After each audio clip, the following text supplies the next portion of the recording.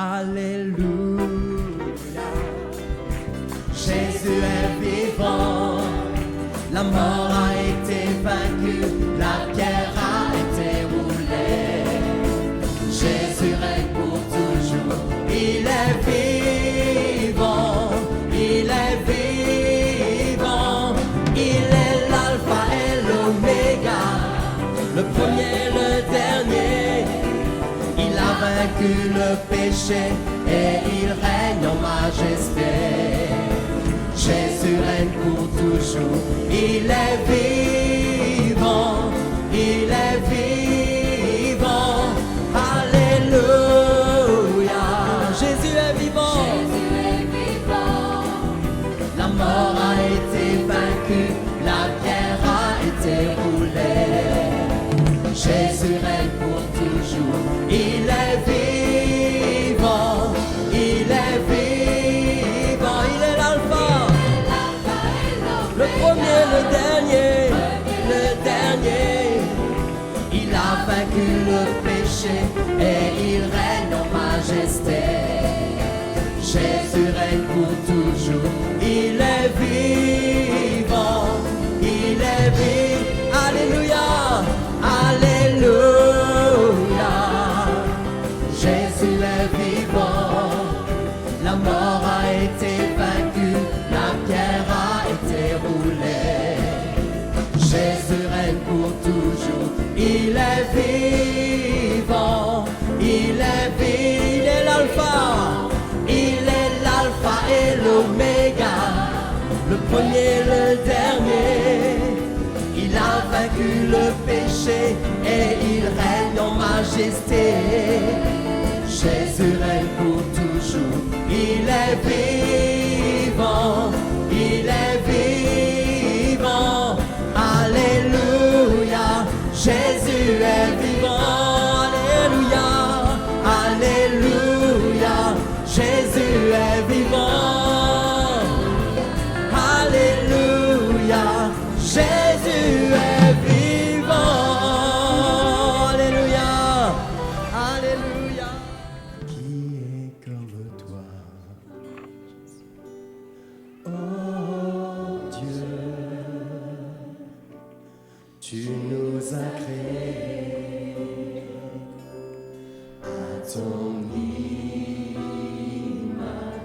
Qui est comme toi, oh Dieu, c'est un honneur pour nous de t'adorer.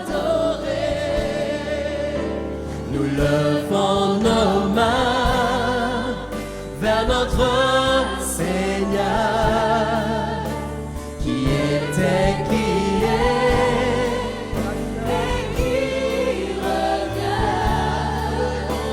Nous levons nos mains vers notre Seigneur. Nul n'est comparable à toi. Qui est comme toi, oh Dieu, tu nous as créés à ton image. Qui est comme toi, oh Dieu, c'est un honneur pour nous de t'adorer. Nous levons nos mains vers notre Seigneur, qui était, qui est et qui. Nous levons nos mains vers notre Seigneur. Alléluia, vers notre Seigneur. Nul n'est comparable. Qui est comme toi, oh Dieu? Qui est comme toi, oh Dieu? Tu nous as créés à ton image. Qui comme toi. Oh Dieu, c'est un honneur pour nous de t'adorer. Nous levons nos mains vers notre Seigneur, qui était, qui est et qui revient. Nous levons nos mains vers notre Seigneur. Nul n'est comparable à toi. Nous levons nos mains, nous levons nos mains vers notre Seigneur, qui était, qui est et qui revient. Nous levons nos mains vers notre Seigneur. Nul n'est comparable à toi. Nul n'est comparable à toi. Nul n'est comparable à toi, Seigneur Jésus. Nul n'est comparable à toi, Jésus. Oh Seigneur, nous t'adorons, Jésus.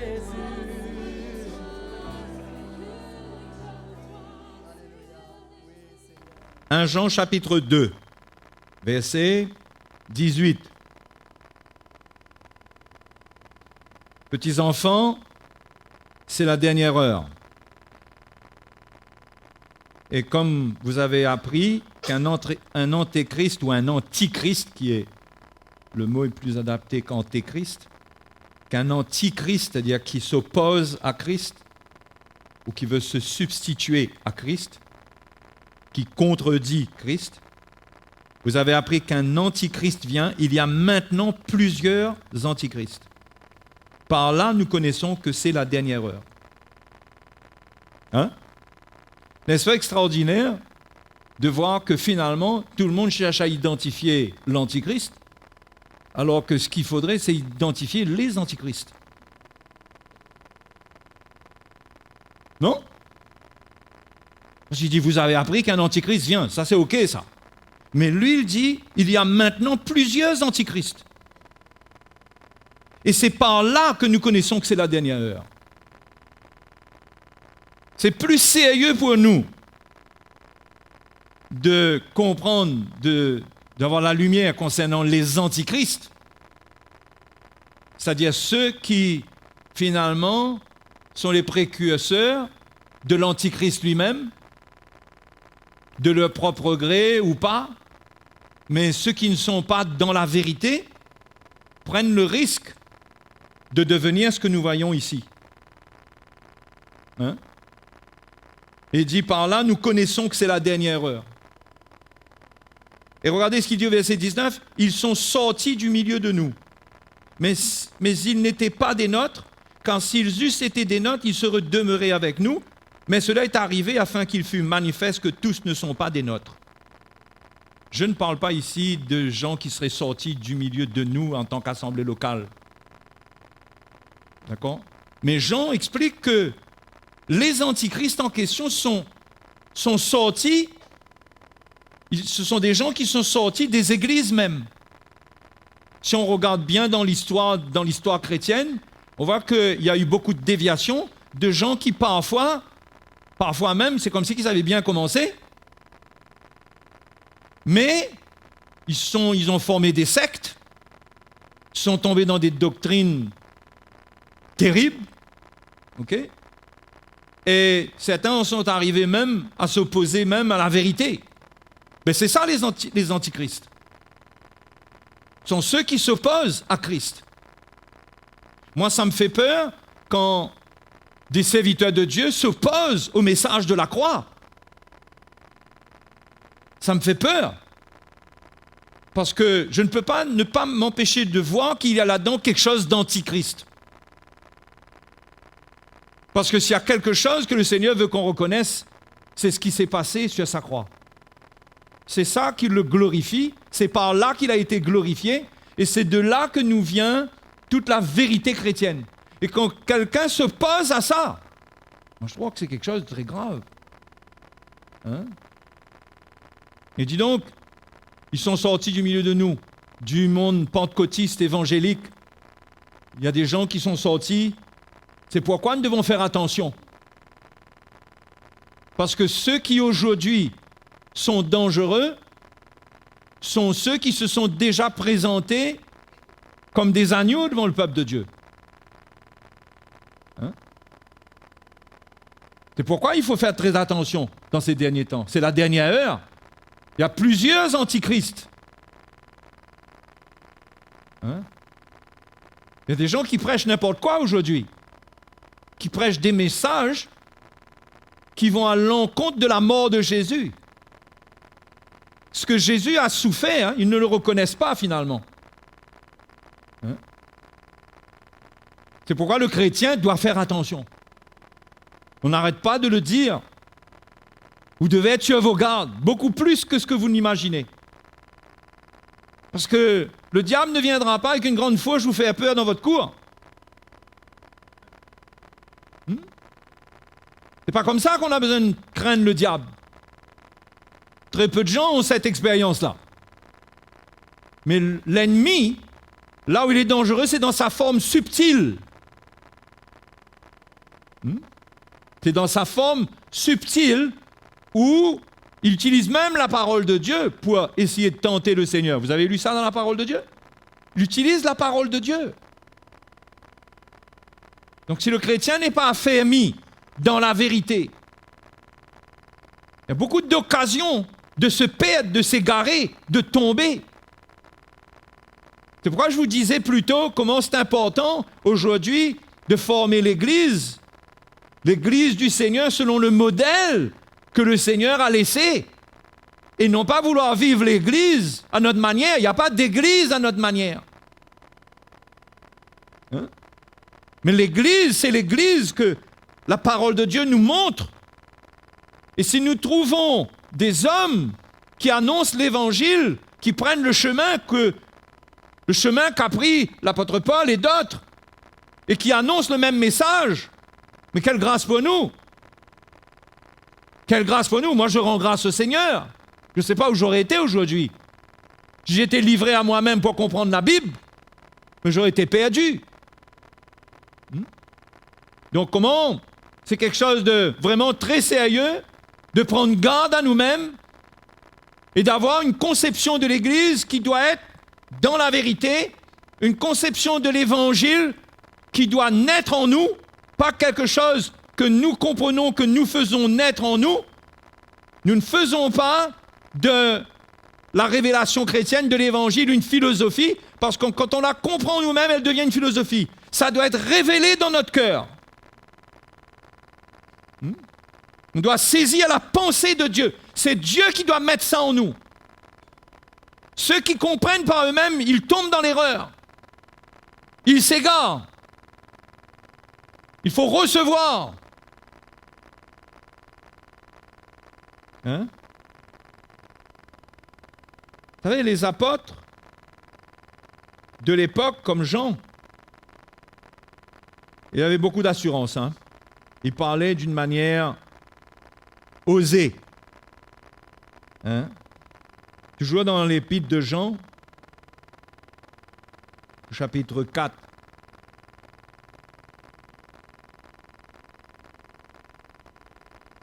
Verset 1er. Bien-aimés, n'ajoutez pas foi à tout esprit. Hein? C'est sérieux. N'ajoutez pas foi, c'est-à-dire, ne croyez pas tout ce qui se présente devant vous. Comme on dit, c'est pas tout ce qui brille qui est de l'or. Et le diable sait faire briller des trucs qui ne sont pas de l'or. N'ajoutez pas foi à tout esprit, mais éprouvez les esprits pour savoir s'ils sont de Dieu. Car plusieurs faux prophètes sont venus dans le monde. C'est les antichrists aussi, ça, les faux prophètes. Reconnaissez à ceci l'Esprit de Dieu, tout esprit qui confesse Jésus-Christ venu en chair est de Dieu. Et tout esprit qui ne confesse pas Jésus n'est pas de Dieu, c'est celui de l'Antichrist dont vous avez appris la venue et qui maintenant est déjà dans le monde. Ça paraît simple comme ça, mais c'est très profond ce que Jean partage ici. Parce qu'il y a des gens qui confessent soi-disant Jésus, mais qui pourtant sont dans des fausses doctrines. Donc c'est beaucoup plus profond que ce qu'on est en train de lire là. Il dit, vous petits enfants, vous êtes de Dieu et vous les avez vaincus. Il s'agit de les vaincre. Ah, ça veut dire que c'est un combat. Le vrai combat spirituel, c'est ça. C'est faire face à la séduction. Faire face à tout ce qui est faux. À tout ce qui brille mais qui n'est pas de l'or. Faire face et ne pas être faible. Être ferme. Hein? Et résister au diable. Résister à l'ennemi en face. Ne pas se laisser gagner. Hein? Combien de chrétiens sont naïfs? Ne s'affermissent pas. Et ils croient en tout ce qui circule. Il y a beaucoup de choses qui circulent. Il y a beaucoup de choses qui circulent et qui ont l'air d'être extraordinaires. Et qui sont même confirmées par des miracles. Il faut faire attention. Il ne faut jamais oublier que les miracles ne sont pas une référence pour la vérité. Parce que le Seigneur dit, je ne vous ai jamais connus, ceux qui ont fait des miracles en son nom. Il ne faut jamais oublier ça. Il ne faut jamais se laisser impressionner. Et ça, c'est quelque chose qui impressionne le chrétien, ça. Et celui qui est faible, et surtout celui qui souffre, il tombe dans le piège. Tombe dans le piège. Mon frère, la vérité n'a pas de prix. S'il faut souffrir pour la garder, je dis bien, comprenez ce que je vais vous dire. Il vaut mieux être malade dans la vérité que d'aller chercher une guérison, là où vous allez trouver la soi-disant guérison, plus des problèmes en plus. C'est comme les médicaments qui ont des effets secondaires, vous connaissez ça? On guérit votre mal de tête, mais on vous donne un cancer au foie. Mais votre mal de tête guérit tout de suite. Mais votre cancer au foie, c'est dans 10 ans. Et laissez-moi vous dire, il y a des médicaments comme ça. Je ne vais pas prêcher là-dessus ce matin. Mais quand on souffre, on est prêt à prendre n'importe quoi. Ne c'est pas la souffrance, c'est l'épreuve. Les épreuves qui arrivent sont là. C'est là pour nous tester dans notre foi, c'est le test de notre foi. On croit pourquoi? On croit en qui? Où est notre cœur? Quelle est notre motivation? Et Dieu teste cela. Il peut nous amener même, on peut passer même dans la douleur et la souffrance pour être éprouvé, pour voir qu'est-ce qu'on choisit. Mais, quand on a passé le test, la Bible dit que Dieu est fidèle pour nous rendre inébranlables, pour nous affermir. La Bible parle de la patience de Job, comment Dieu lui a donné le double à la fin de sa vie. Hein? Il faut savoir tenir ferme pour garder la vérité. Mais s'il n'y a pas une œuvre profonde, mes frères et mes sœurs, dans le cœur, s'il n'y a pas quelque chose de profond qui s'est enraciné de la part du Seigneur, une lumière, une compréhension, quelque chose du Seigneur qui est vrai, pour comprendre que Dieu travaille ta vie, comment Dieu veut travailler ton cœur pour t'affermir, s'il n'y a pas cette compréhension et qu'il y a une volonté d'un Dieu qui fait seulement des guérisons et qui donne à manger, on va tomber dans les pièges du diable. Si on suit Dieu pour ça, on va tomber dans les pièges du diable, parce que le diable peut nous donner ça.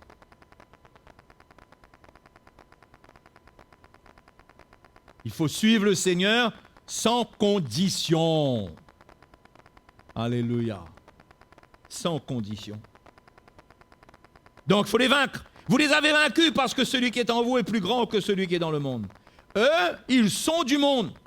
C'est pourquoi ils parlent d'après le monde. Déjà, quand vous avez des doctrines qui expriment l'esprit du monde, vous devez savoir que ce n'est pas de Dieu. Hein? L'évangile de la prospérité, c'est parler d'après le monde. C'est l'esprit de business. Quelque chose que tout chrétien devrait condamner.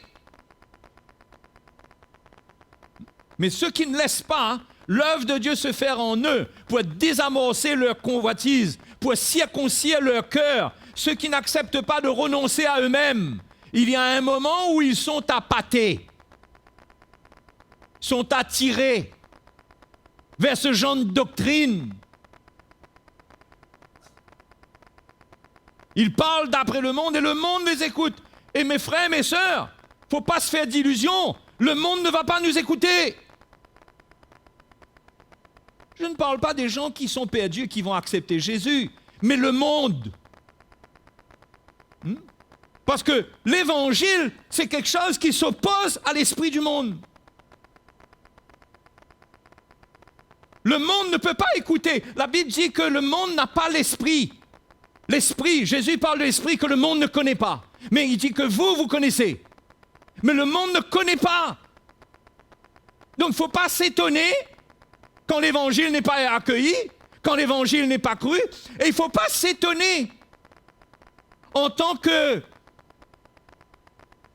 précurseur de la restauration du message de la croix, que des chrétiens et des églises même rejettent le message de la croix. Il ne faut pas s'étonner.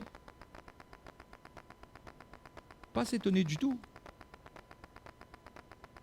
Parce que ceux qui servent le Seigneur dans la justice seront persécutés, seront méprisés, seront rejetés. Donc ils parlent d'après le monde et le monde les écoute. Nous sommes de Dieu. Celui qui connaît Dieu nous écoute. C'est fort. Pourquoi c'est comme ça? Celui qui n'est pas de Dieu ne nous écoute pas. Ça veut dire quoi? Ça veut dire qu'il n'y a pas deux évangiles. Il y a un évangile. Si cet évangile est là quelque part et c'est l'évangile, ceux qui portent l'évangile et que c'est l'évangile, ils savent que ceux qui n'écoutent pas cet évangile, ils ne sont pas de Dieu, c'est tout.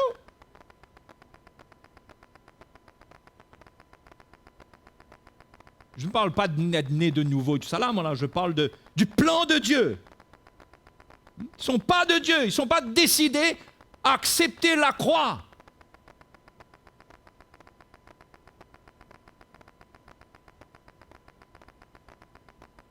Nous sommes de Dieu. Il dit, c'est par là que nous connaissons l'esprit de la vérité et l'esprit de l'erreur. Voilà un moyen qui devrait permettre à chaque chrétien de juger. Chaque chrétien, c'est un moyen très simple de juger. Les doctrines, les choses qui arrivent, qui ils écoutent? Est-ce que c'est en totale harmonie avec l'évangile que nous on entend et dont on a l'assurance que c'est l'évangile? Si ce n'est pas le cas, on doit être très prudent. Ou on doit être très prudent.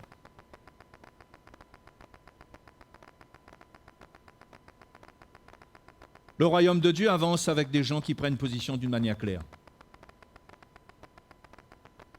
C'est pourquoi ceux qui sont appelés à servir le Seigneur dans le vrai évangile seront appelés sectaires. On n'a pas de problème d'être appelé sectaire. On espère seulement que vous ne portez pas cette pensée. Si quelqu'un dans l'Église porte cette pensée, c'est un peu grave là. C'est pourquoi on parle. Mais on ne peut pas altérer, on ne peut pas changer la vérité. On doit parler de l'Évangile dans sa pureté avec simplicité. On ne peut pas bouger l'Évangile comme on bouge un pion. C'est Dieu qui établit ça. Le Seigneur est mort pour donner cet Évangile. C'est l'Évangile de sa mort. Ce n'est pas l'Évangile de l'homme, ce n'est pas un philosophe qui est allé passer 2 mois sur une montagne et qui a eu une espèce de vision qu'on ne sait pas trop ou qui a compris soi-disant quelque chose. C'est un Évangile qui vient du Fils de Dieu qui est mort. On ne peut pas réinventer cet Évangile-là. Et c'est cet Évangile-là qui sauve, qui change, qui libère, qui assure la vie éternelle. On doit se protéger.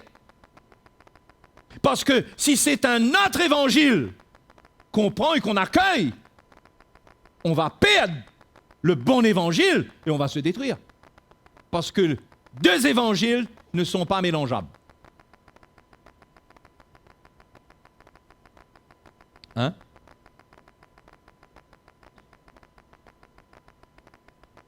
Dans l'Épître aux Corinthiens, Paul dit une chose.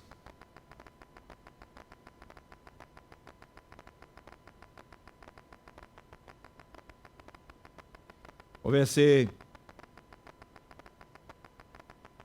2, « Car je suis jaloux de vous. » Ah, Paul était jaloux parce que les Corinthiens avaient ouvert leur porte à de faux esprits, à de faux apôtres. Il était triste parce qu'il avait donné sa vie pour cette église-là. Il s'était privé pour eux.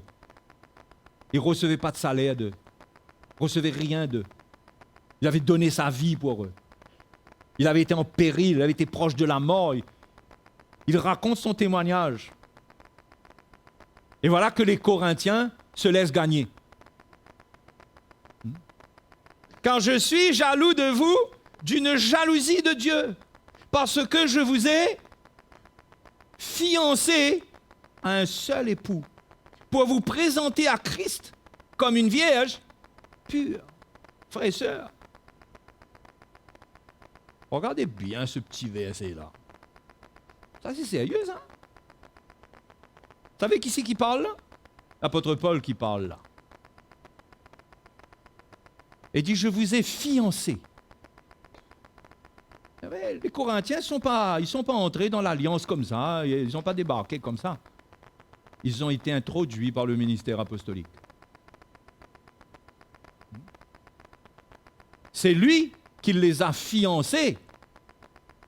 C'est extraordinaire. Je vous ai fiancé à un seul époux. En fait, à l'époque, quand il y avait des fiançailles selon la coutume juive, c'était comme si on était déjà mariés. C'est pourquoi l'Église, nous l'Église, on est fiancés à Christ, mais c'est comme si on est déjà l'épouse de Christ. C'est pas comme aujourd'hui, fiançailles, après, on considère fiançailles d'un côté, mariage de l'autre côté. Quand tu étais fiancé, tu étais marié. L'engagement était pris.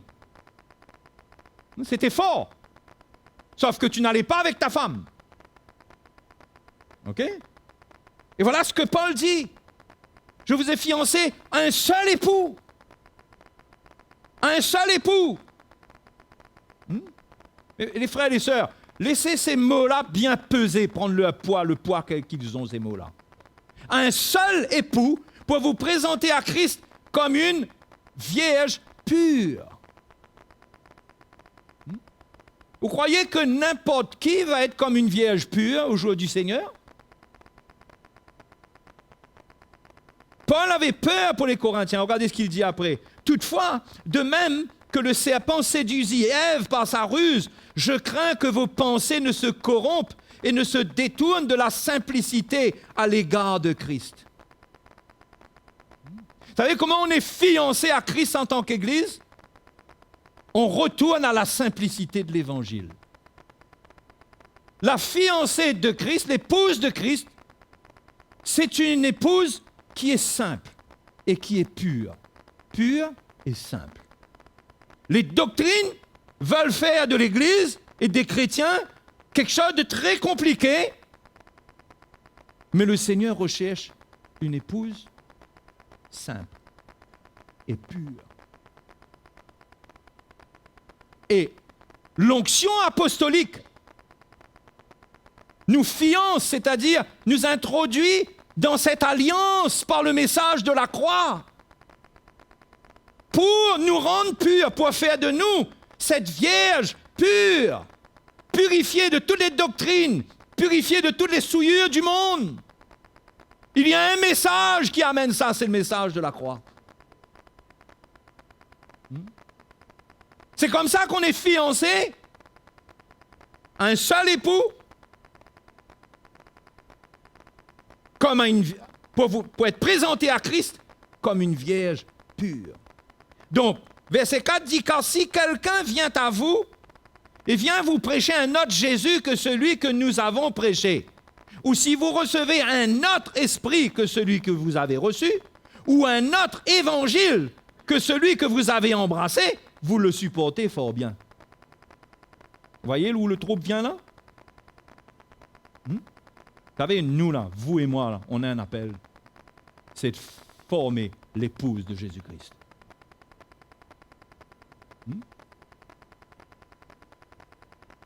On a été fiancés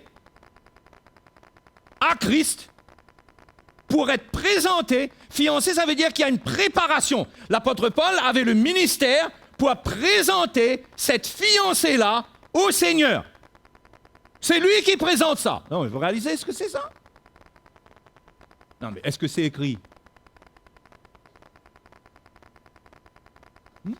Il avait cette charge.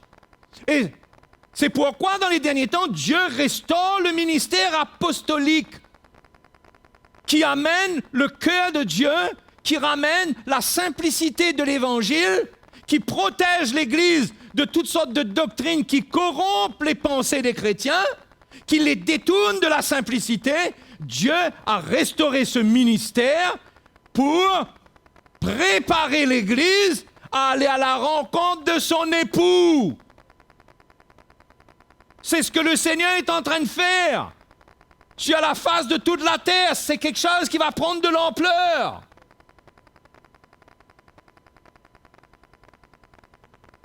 Le pasteur, lui seul, ou l'évangéliste, lui seul, le serviteur de Dieu, quel qu'il soit, ne peut pas présenter l'Église comme une vierge pure à Christ. Il n'a pas les moyens.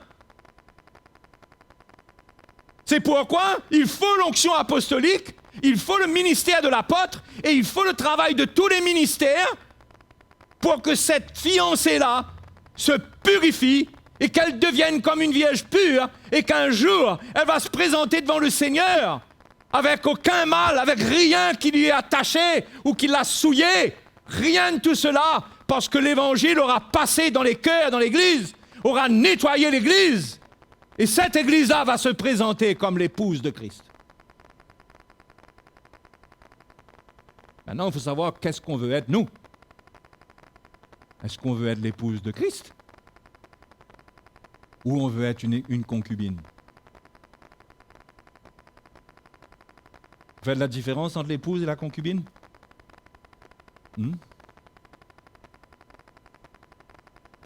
concubinage, je ne parle pas du concubinage naturel, mais bon, je suis obligé de prendre l'exemple. OK? Le mariage, c'est quand même le modèle de Dieu. Hein? Concubinage, c'est avoir un compagnon, avoir une compagne, quoi. C'est pas le plan de Dieu. Le plan de Dieu, c'est le mariage. Ça veut dire quoi? Le mariage, c'est qu'on est engagé dans une alliance. Si on a été fiancé, on est dans des préparatifs. Tous ceux qui vont se marier, et il y en a cette année, se préparent. D'ailleurs, le modèle, c'est la simplicité. Hein? Soit dit en passant, c'est la simplicité le modèle. Ce n'est pas les grands trucs comme dans le monde, c'est la simplicité. Okay? Le mariage, c'est le modèle de Dieu. Le mariage, ça t'engage. Tu te prépares en vue d'une célébration avec le Fils de Dieu. Tu te gardes pur. Tu ne convoites pas quelqu'un d'autre. Tu es avec un seul époux. Hein? Tu es avec un seul époux. Tu l'attends en te préparant, en te purifiant, hein?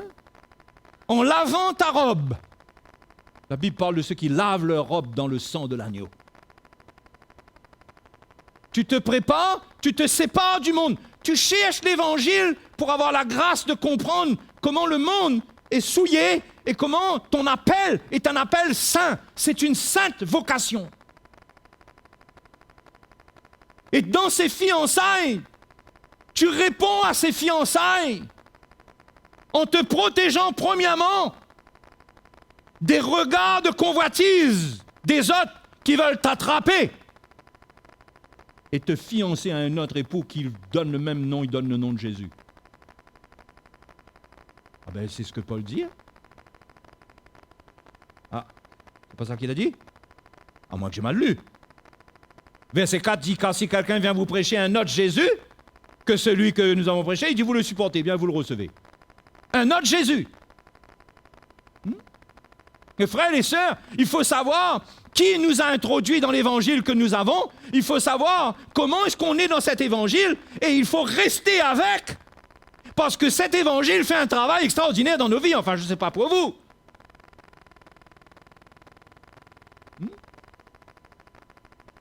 Mais il faut savoir si on veut faire partie de l'épouse ou si on veut être une petite concubine qui un jour, le Seigneur, il ne va pas se reconnaître dans les concubines, dans le concubinage. Il ne se reconnaît pas dedans, lui.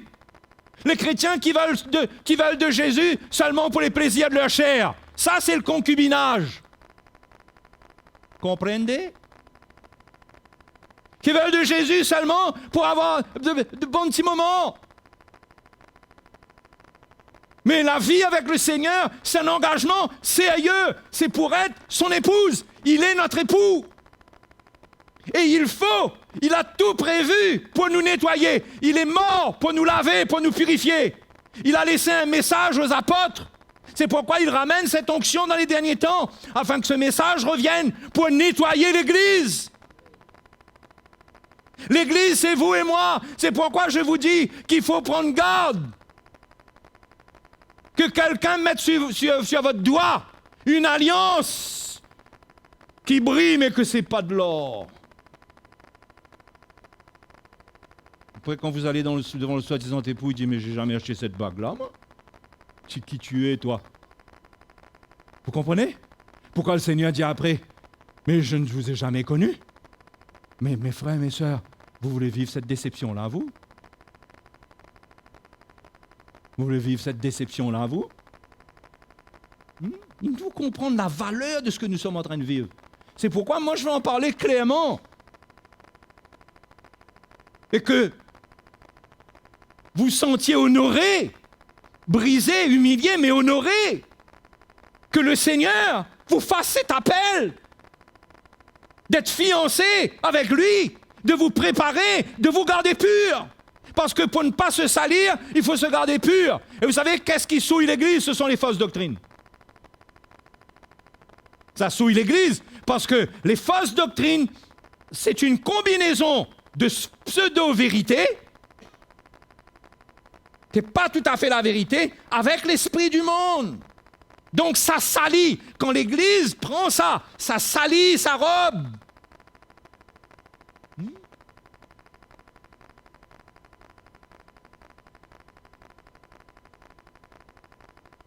Sérieux?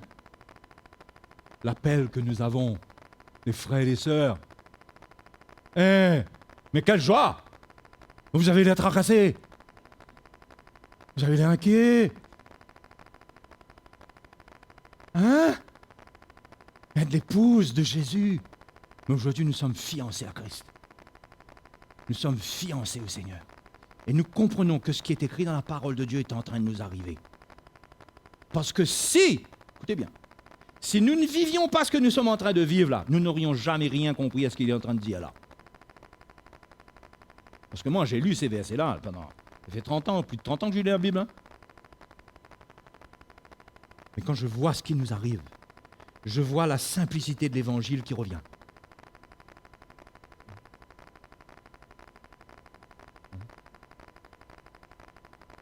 Ah, c'est extraordinaire. Mais il y a plein de Jésus qui sont prêchés. Il y a plein d'évangiles qui sont annoncés. Il y a une convoitise sur la vraie épouse de Christ pour la détourner, pour la détruire. Hein? Ça, c'est vous et moi, c'est nous tous individuellement, ça. Nous sommes convoités quelque part, pas pour nous faire du bien, convoités pour être démolis, pour qu'on abuse de nous, et après, virés. Gardons-nous. Mon frère, ma sœur, garde-toi bien clairement de tout autre esprit. Ça, c'est un autre point. Il dit que si quelqu'un vous amène un autre esprit que celui que vous avez reçu, vous le supportez fort bien. Parce qu'ils avaient reçu un esprit de la part de Paul. Il y a quelque chose de l'esprit qui a été transmis à leur cœur. D'accord?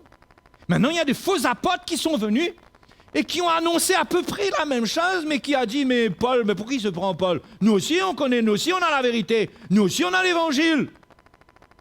Ils ont manipulé les Corinthiens, ils leur ont tourné la tête, ils ont corrompu les pensées des Corinthiens, et ils ont failli attraper cette église-là. Mais Paul se lève et leur rappelle ce qu'ils sont. Il dit, attention, le diable a séduit Ève, et l'ennemi veut vous séduire. Nous sommes dans un temps glorieux. Nous, êtes l'épouse du Seigneur, mais nous sommes fiancés à Jésus. Nous ne sommes pas fiancés par nous-mêmes, nous sommes fiancés par le ministère apostolique.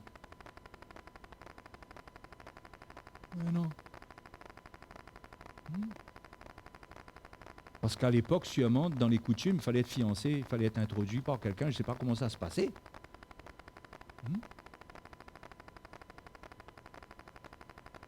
Ne rentre pas dans la cour comme ça, là, prendre fiancé pour vous, ça va avec. On va voir papa, maman, on cause sérieux. Parfois, on est introduit par l'oncle, par le grand frère, ou je ne sais pas trop comment, mais quelqu'un nous introduit, et ce quelqu'un-là va nous prendre en main pour nous dire, voilà comment ça se passe. Hein? Mais après, si on nous dit robe blanche, moi je trouve que coloré c'est plus joli. Ben le jour que je débarque là, l'époux va me chercher, il va pas me trouver. Si c'est robe blanche, c'est robe blanche. Écoutez, allons lire un petit coup dans Éphésiens. C'est bon, vous êtes avec moi à la page? Éphésiens chapitre 5. L'épisode où Paul parle du mari et de la femme. Et il fait mention de l'Église. Il fait mention de l'Église.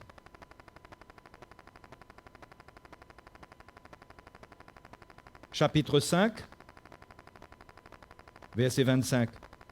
Marie, aimez vos femmes, comme Christ a aimé l'Église, et s'est livré lui-même pour elle, afin de la sanctifier par la parole. OK?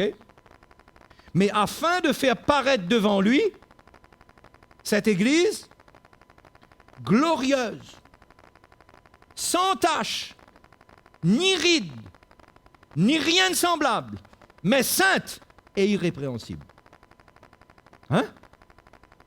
Voilà ce que le Seigneur, voilà ce à quoi nous sommes préparés.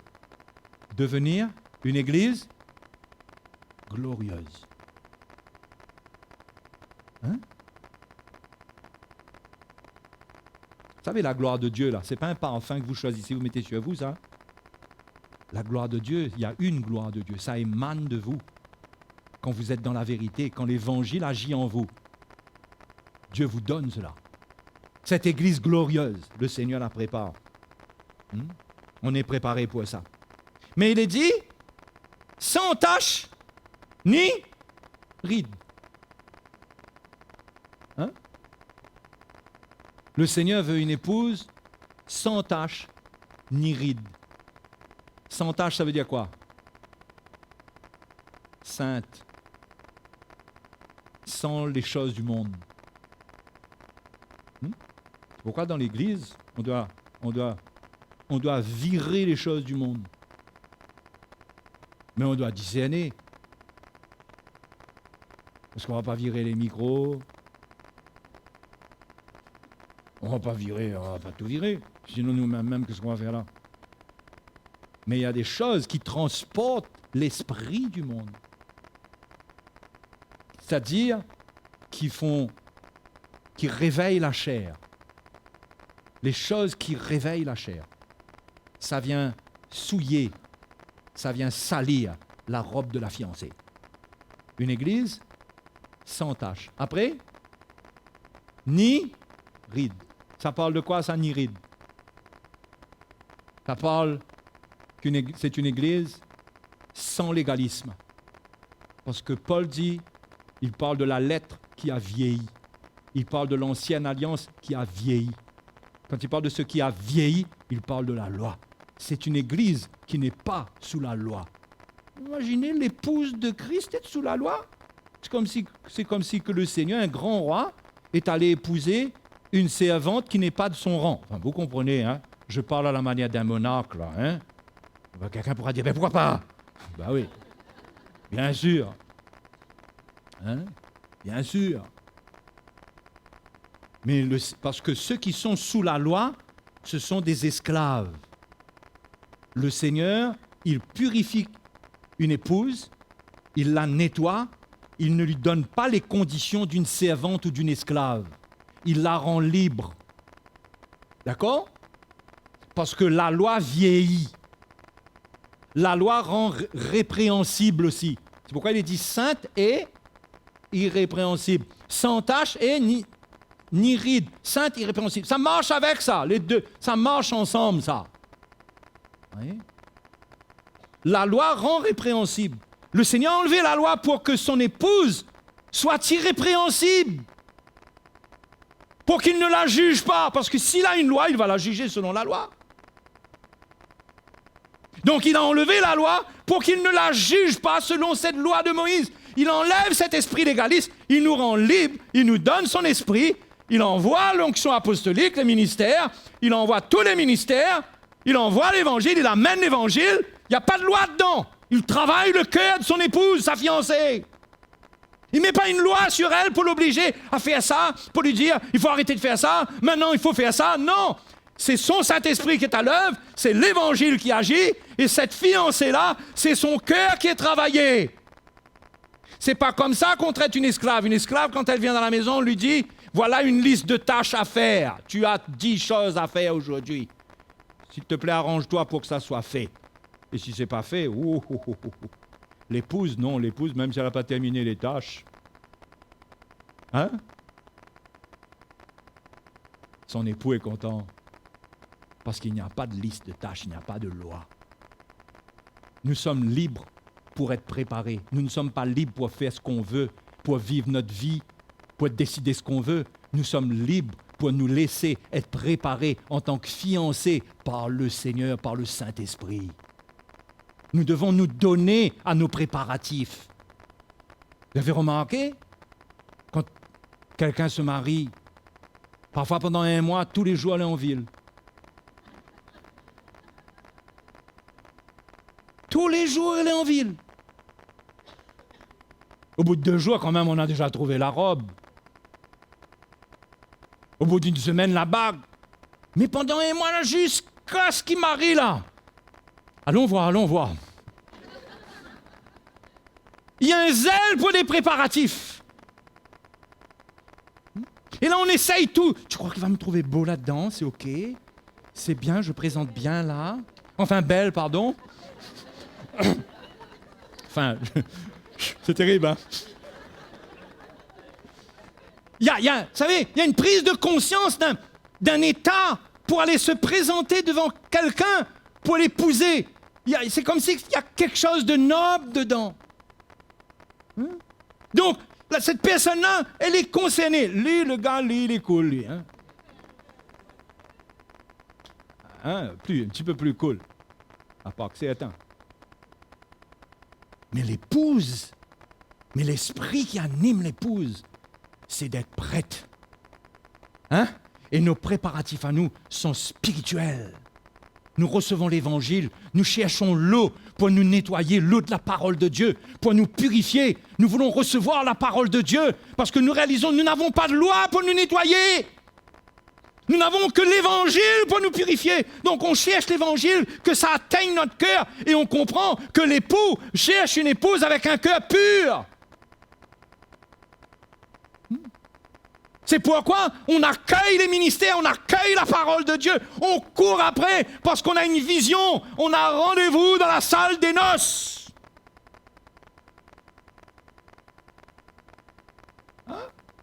Nous tous ensemble là pour former l'épouse. Et avec tous les chrétiens sur la terre qui croient dans l'évangile, qui acceptent l'évangile et qui vivent l'évangile d'une manière pure, qui ne salissent pas leur robe.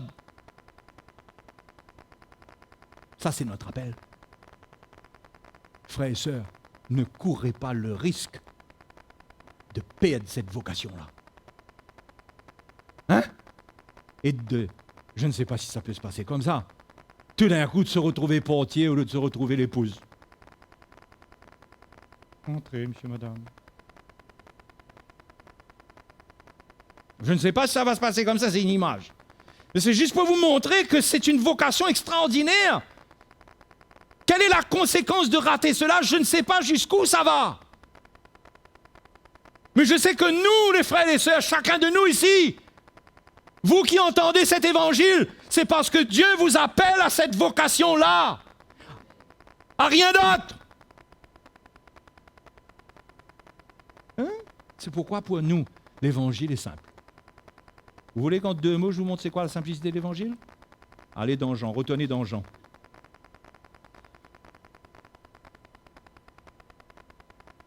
Un Jean chapitre 3, le verset 22 dit « Quoi que ce soit que nous demandions », je ne lis pas tout le reste avant, ce n'est pas le sujet, « nous le recevons de lui parce que nous gardons ses commandements et que nous faisons ce qui lui est agréable. » Et c'est ici, quoi? Son commandement. Alors, on dirait qu'il a simplifié là. Hein? Ben oui, c'est la simplification même. Il dit ses commandements avant, on connaît les commandements. Mais là, il dit son commandement. C'est que nous croyons au nom de son Fils Jésus-Christ et que nous nous aimions les uns les autres selon le commandement qu'il nous a donné. C'est ici son commandement. Verset 24 dit que celui qui garde ses commandements, il revient à ses commandements, demeure en Dieu et Dieu en lui, et nous connaissons qu'il demeure en nous par l'Esprit qu'il nous a donné. Il parle de ses commandements, et là il dit, son commandement c'est croire en Jésus et qu'on s'aime les uns les autres. Finalement, il prend les 2 commandements, il met avec. Et il dit, c'est ça, son commandement. Mais c'est pas compliqué. Son commandement, c'est croire en Jésus et nous aimer les uns les autres. Ça doit être vrai, ça doit être pur, ça doit être sincère, ça doit être accompagné d'œuvres, parce que juste avant cela, au verset 18, il dit « Petits enfants, n'aimons pas en parole avec la langue, mais en action et avec vérité. » D'accord? Bon, c'est simple, ça doit être vrai, ça doit être pur, donc ça demande un cœur qui est travaillé, mais c'est simple, c'est croire en Jésus et nous aimer les uns les autres. Simple. Nous, on veut comprendre beaucoup de choses. Mais finalement, c'est ça la vie. C'est à ça qu'on doit arriver. On doit arriver à être ferme dans notre foi, c'est-à-dire que personne ne nous déracine. On est ferme dans la foi en Christ. On a un Jésus qu'on entend. On a reçu cet évangile. On s'attache à lui par cet évangile. On croit en lui de cette manière. On veut rien d'autre. Et numéro 2, qui va avec, on s'aimer les uns les autres.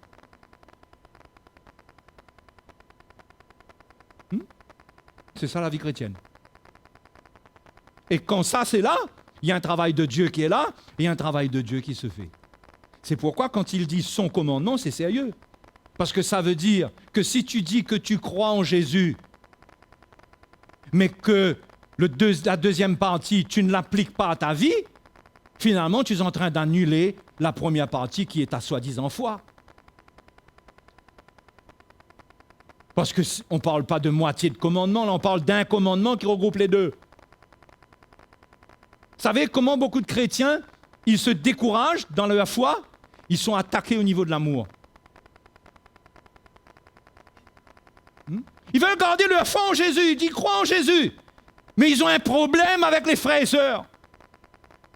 Ils n'ont pas de vie engagée, ils n'ont pas ils n'ont que des paroles. Oui, mon frère, je t'aime. Ils n'ont que des paroles. Mais le Seigneur dit avec action et vérité que ta vie soit engagée. C'est comme ça qu'il faut s'aimer les uns les autres. Et c'est là que ta foi elle devient forte. Les 2 sont collés ensemble. La foi et l'amour, c'est collé avec. L'amour, c'est la preuve que ta foi est authentique.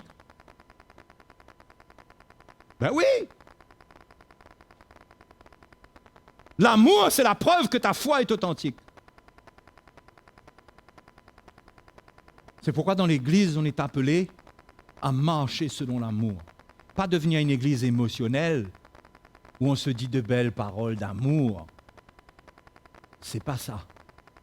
mais notre vie est engagée à nous soutenir les uns les autres, à donner notre vie les uns pour les autres, à être prêts à prier pour un, jeûner pour l'autre, à donner à l'autre, à soutenir, à aller visiter, à aller prendre soin. On est là pour donner notre vie. Ça, c'est la preuve que notre foi, elle est tirée d'une source qui est pure, parce que c'est la foi qui vient de la croix. C'est la manière dont Jésus est venu sauver l'homme. Il a donné sa vie. Il n'a pas causé. Il n'a pas causé. Il a donné sa vie. Un chrétien qui prend ce chemin pour donner sa vie, il est sur le chemin d'un perfectionnement et sa foi est protégée. Mais quand il ne comprend pas ce don de sa vie, sa foi même est attaquée. Parce que quand il n'y a pas ces relations dans l'amour et qu'on est seul dans la foi, c'est très dur. Hein? Très, très, très, très, très difficile. Donc, la fiancée de Jésus, on y revient? Elle est là-dedans. Elle croit en un seul époux. Elle ne veut pas entendre parler de Tata Pion, Joseph et machin. Pardon, mon frère Joseph. Elle ne veut pas entendre parler de personne. Tata Pion, je suis sûr qu'il n'y a personne qui s'appelle comme ça ici. Elle ne veut pas entendre parler de rien. Qu'est-ce que tu racontes? Non. Mes oreilles sont bougées, je ne veux pas entendre. Moi, c'est Jésus. Cet évangile, qui c'est qui t'a présenté? Qui t'a fiancé, toi? Ah ben moi, je sais qui m'a fiancé, moi. Hein. Elle bouge est sérieux, hein. Il connaît exactement. Hein. Et là, on se préserve. Et on a ces deux éléments-là. On a une foi qui est authentique. On est en train de croire dans le Seigneur de la bonne manière. Hein? Et numéro 2, cette foi-là, si elle vient, si nous sommes en train de croire en lui, ça produit en nous ce qui est en lui, c'est-à-dire l'amour les uns pour les autres. Si je dis, je suis en train de croire dans le Seigneur et que cela ne produit pas l'amour dans mon cœur pour les autres, ma foi est morte. J'ai une foi qui est dans le coma. Peut-être pas encore mort, mais dans le coma. Vous savez, quand c'est dans le coma, on ne sait pas trop si ça va réveiller ou si ça va partir. Parce que l'apôtre Jacques dit, la foi sans les œuvres, elle est morte. Donc, la fiancée du Seigneur, elle se part de bonnes œuvres. Elle va épouser quelqu'un de noble. Elle ne va pas se présenter devant lui avec une réputation de vagabonde. Le jour du mariage, elle fait la sainte.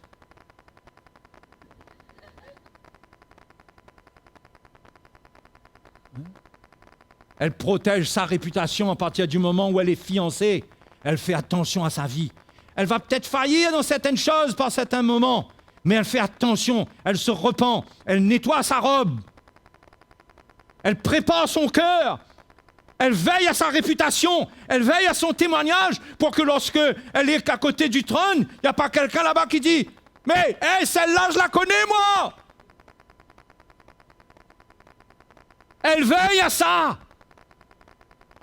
Irrépréhensible. Irrépréhensible. Quand les gens vont voir, ils ne pourront rien dire. C'est à cela qu'on doit travailler. C'est pourquoi on prêche la foi. C'est pourquoi on prêche l'amour. C'est pourquoi on prêche la croix, que c'est la foi et l'amour ensemble. La croix, c'est la foi et l'amour ensemble. C'est pourquoi que Paul, quand il fait des louanges aux églises, il dit, on a entendu parler de votre foi en Jésus-Christ et de votre charité pour tous les saints.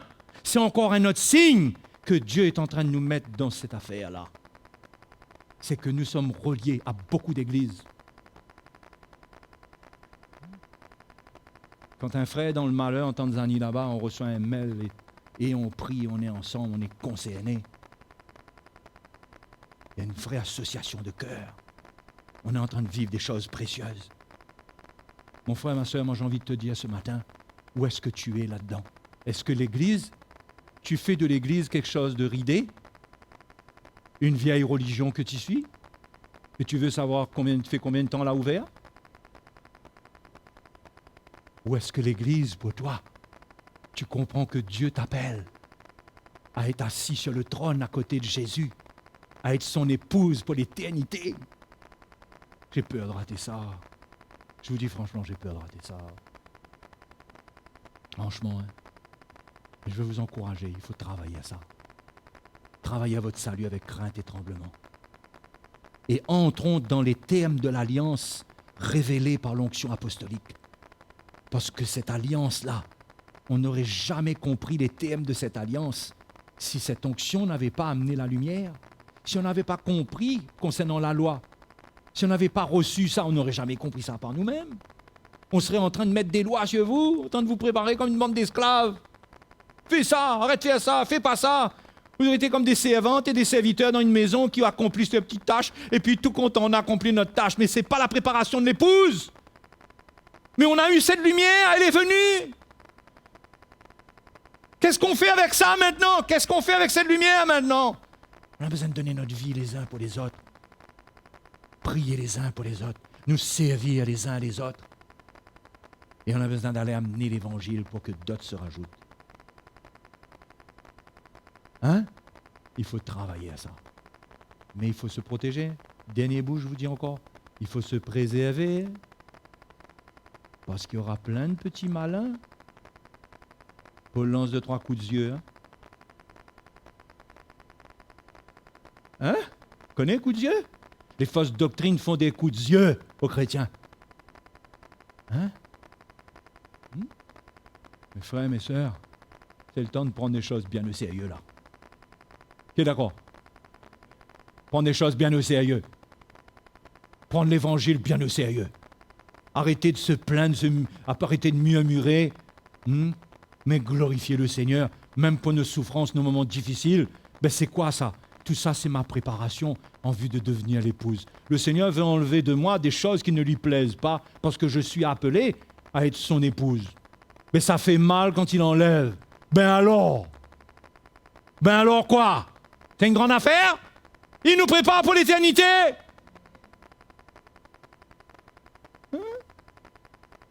Et là, on arrête de se plaindre, mais on est reconnaissant. Seigneur, merci. Merci, quel appel. Aide-moi, Saint-Esprit, aide-moi à honorer ça. Aide-moi à honorer ça. Que je ne sois pas léger, que je ne sois pas vulgaire, que je ne sois pas en train de juger les frères et les sœurs, que je ne sois pas médisant, que j'arrête d'être dans ces colères, que j'arrête, que le Seigneur extirpe de moi la convoitise, des choses impures, des choses mauvaises, que je devienne libre, que je devienne quelqu'un qui donne ma vie, qui aime donner ma vie, parce que mon époux, lui, il donne sa vie. Et je veux me rendre digne de lui en marchant comme il a marché. Alléluia. Et je mets de côté mon petit orgueil. Mon petit orgueil. Je mets ça de côté, je commence à m'humilier un peu, à être dans les relations avec les frères et les sœurs.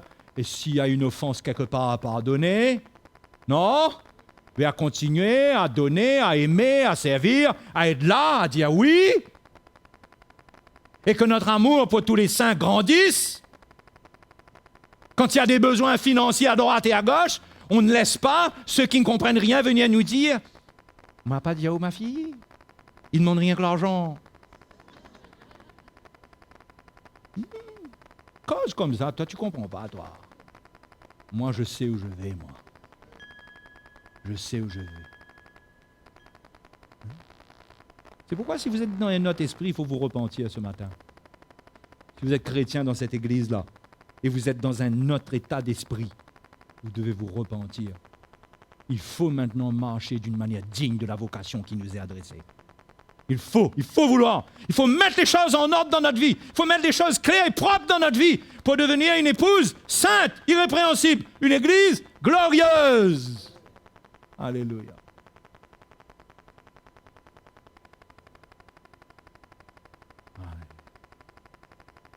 Que le Seigneur vraiment nous vienne en aide. Mais il nous a appelés. La Bible dit qu'il est fidèle. Celui qui a commencé en nous cette œuvre, Paul dit, la rendra parfaite pour le jour de Jésus-Christ. Il faut simplement, maintenant, ouvrir son cœur, s'humilier et ne pas arriver en retard. Parce que quand tu arrives en retard à ces noces-là, tout d'un coup, tu n'es plus une épouse, tu n'es même plus une servante pour le mariage. Ne pas arriver en retard. Rentrer dedans, là. Servir le Seigneur. Amen. Ah, vous allez me dire, mais ça c'est un rêve, ça, ce que tu racontes là.